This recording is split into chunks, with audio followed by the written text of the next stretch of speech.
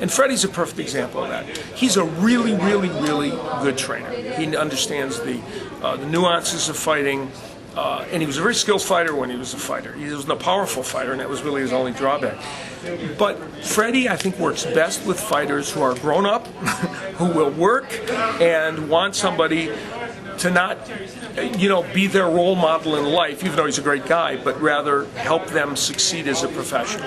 And when he has fighters like that, he's enormously successful, and I think he's a great trainer. And he's a no-nonsense kind of guy, and he really, really believes that Manny Pacquiao is going to knock out Oscar De La Hoya. What do you say? He certainly thinks he's going to win. Knockout, if it was going to come, would probably come later in the fight, but I think he feels like Manny can win this fight. The 900-pound gorilla in the room when you talk about that fight is size. And ironically, at this moment as we speak, Manny Pacquiao weighs 151 pounds and Oscar De La Hoya weighs 145, which is bizarre. And when you're sitting next to Pacquiao, as I was the other day, he doesn't look like he's 151 pounds. So that speaks well for him. The trick is, De La Hoya's got a height and reach advantage, and Manny Pacquiao is going to have to box very effectively and not get hit with something big. Now, the one thing that Roach and Pacquiao think they have going for him is the punch that you hit Pacquiao with is the right hand. Even though left hook, I think, is a great weapon against the lefty. Against him, it doesn't work as much. He's a little more vulnerable to that lead right. Oscar likes to throw the hook more than the lead right.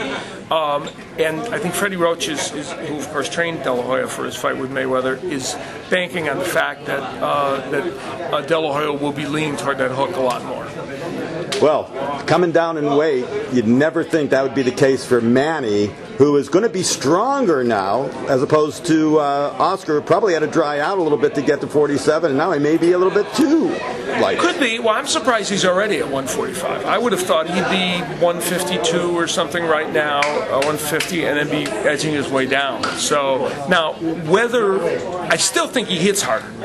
He's still a bigger man and might hit harder. And I don't think Manny Pacquiao's thinking he's going to knock him out. But there's the other part, and that's the Oscar De La Hoya stamina issue, which he has in virtually every fight that goes the distance.